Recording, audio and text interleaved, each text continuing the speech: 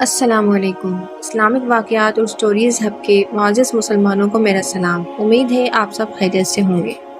مسلمانوں، شیطان کا اللہ تعالیٰ سے وہ بیہودہ سوال کیا تھا جس کی وجہ سے وہ اتنی عبادت اور ریاضت کے باوجود دربار خداوندی سے ذلیل کر کے نکالا گیا؟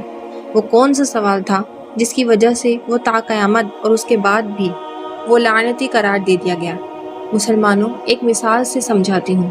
آپ کے گھر پر ملازم ہوں اور آپ اس کو کوئی کام کا حکم دیں تو وہ حکم کی تعمیل کرنے کے بجائے آپ سے الٹا سوال کرنے لگے کہ یہ ایسا کیوں اور وہ ویسا کیوں، اور پھر مزید یہ کہے کہ میری شان یہ نہیں کہ میں یہ کام کروں، تو آپ کا کیا ریئیکشن ہوگا؟ پڑ گئی نا سوچ میں مبتلا؟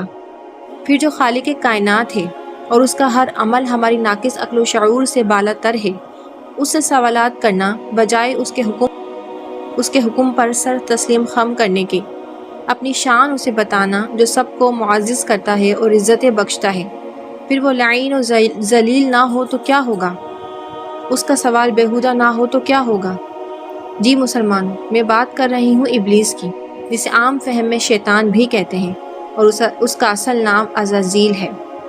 ابلیس نے حضرت آدم علیہ السلام کو سجدہ نہ کرنے کے وقت دو باتیں کہی تھیں۔ اول یہ کہ آدم علیہ السلام مٹی سے پیدا کیے گئے اور میں آگ کی مخلوق ہوں، آپ نے مٹی کو آگ پر کیوں فوقیت اور فضیلت دے دی؟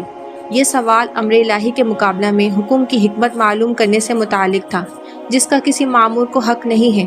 اللہ جل شانہ کی طرف سے معمور کو تو طلب حکمت کا حق کیا ہوتا؟ دنیا میں خود انسان اپنے نوکر کو اس کا حق نہیں دیتا کہ وہ کسی کام کو کہے تو خادم وہ کام کرنے کے بجائے آقا سے پوچھے کہ اس کام میں کیا حکمت ہے۔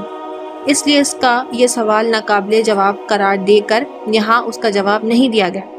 اس کے علاوہ جواب ظاہر یہی ہے کہ کسی چیز کو کسی دوسری چیز پر فوقیت دینے کا حق اسی ذات کو ہے جس نے ان کو پیدا کیا اور پالا ہے، اور وہ جس وقت جس چیز کو دوسری چیز پر فضیلت دے دے وہی افضل ہو جائے گی۔ دوسری بات یہ کہی تھی کہ اگر تا قیامت زندگی ملنے کی میری درخواست منظور کر لی گئی تو میں آدم کی ساری اولاد کو بجس قدر قلیل، یعنی کم لوگوں کے علاوہ ساری اولاد کو گمراہ کر ڈالوں گا۔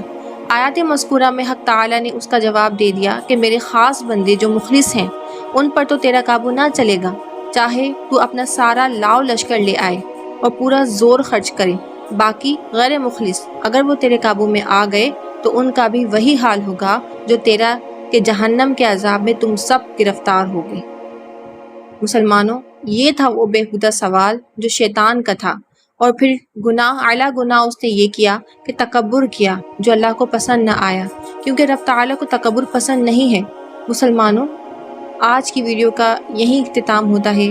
ویڈیو کو لائک کر دیجئے اور شیئر کر دیجئے اور میرے چینل کو سبسکرائب کر دیجئے، اور مجھے کمنٹ سیکشن میں ضرور بتائیے گا کہ اس واقعے سے آپ کو کیا سبق ملا، آپ کو کیا سیکھ ملی، کہ ہمیں کیا کرنا چاہیے، شیطان کے اس عمل پر ہمیں اپنے آپ کو کس طرح روکنا چاہیے۔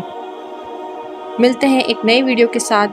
اللہ نگہبان۔ جزاک اللہ خیرہ، والسلام۔